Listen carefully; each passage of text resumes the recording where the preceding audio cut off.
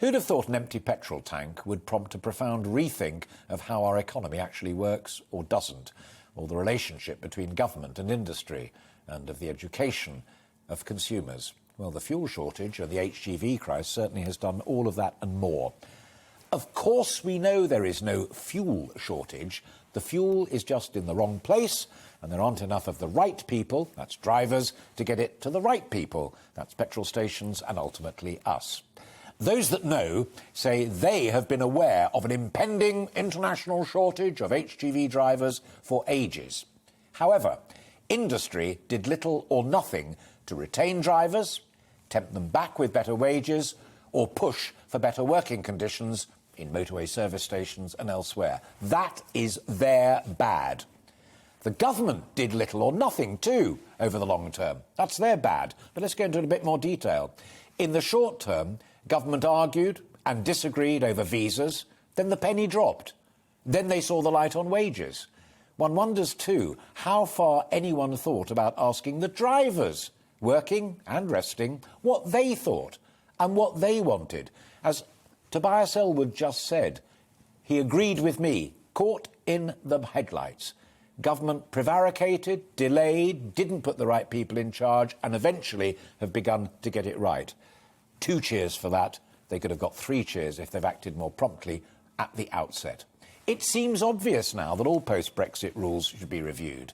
EU ones should be dropped immediately, UK ones should be reformed, even eased where safe. Remember what Philip said about lorries being built to carry 60 tonnes but only being allowed to carry 50. How about easing that, at least for the duration of the crisis? The Education Department should push hard to make lorry driving a respected trade and push harder for apprenticeships and other technical qualifications.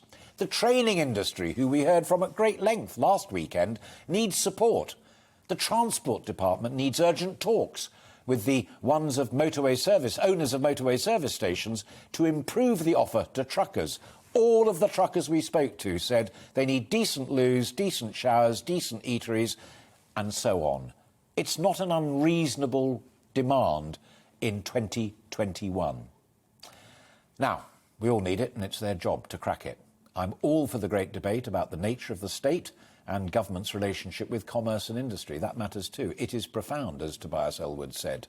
Tory versus Labour versus Liberal Democrats. That's urgent too. I think the state is too big. Taxpayers shouldn't subsidise low wages or bail out bankrupt industries.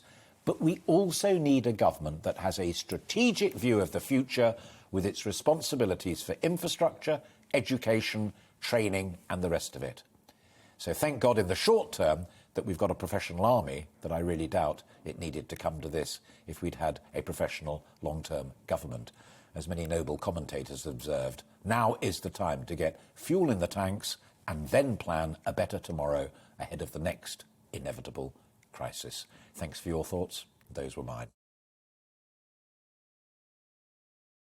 Welcome to the GB News YouTube channel. You can watch us live 24 hours a day, catch up on your favourite shows and join in the conversation in the comments below. Don't forget to subscribe and you'll never miss any of our exclusive content.